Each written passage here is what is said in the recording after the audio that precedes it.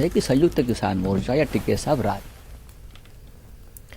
UP में इंतखाबात के मौसम को देखते हुए तमाम ही तबकों के लोग सरगर्म हो गए हैं। यूपी में कुरैशी बरादरी ने योगी हुकूमत पर तनकीद करते हुए कहा कि बीजेपी इक़्तिदार में आने के बाद कुरैशी बरादरी के मसाइल को नजरअंदाज किया गया है।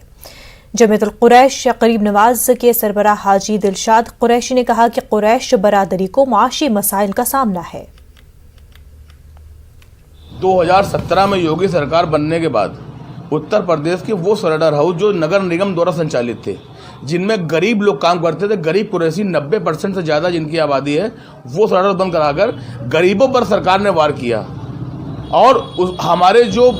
बड़े नेता हैं, जो मेरठ के हैं, दिल्ली के हैं, कुरैशी हैं, दूसरी पार्टियों में, कांग्रेस में, बसपा में, सपा में मंत्री भी हैं, सांसद भी रहे हैं, विधायक भी रहे हैं, उन्होंने कभी अपनी फैक्ट्रियों के अलावा गरीब कुरैशियों का स्लटर हाउस बंद होने पर कभी कोई मुद्दा नहीं उठाया, जिसका कारण है कि आज पूरे प्रदेश के नगर निगम का स्लटर हाउस बंद है और जिससे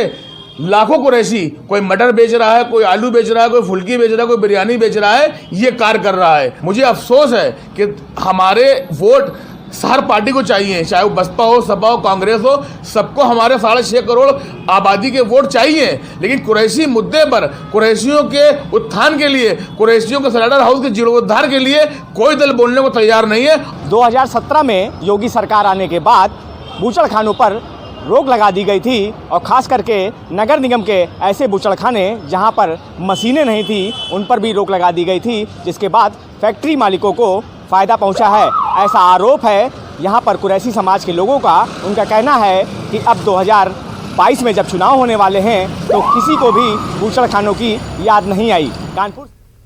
दिल्ली के वज़ीर आला केजरीवाल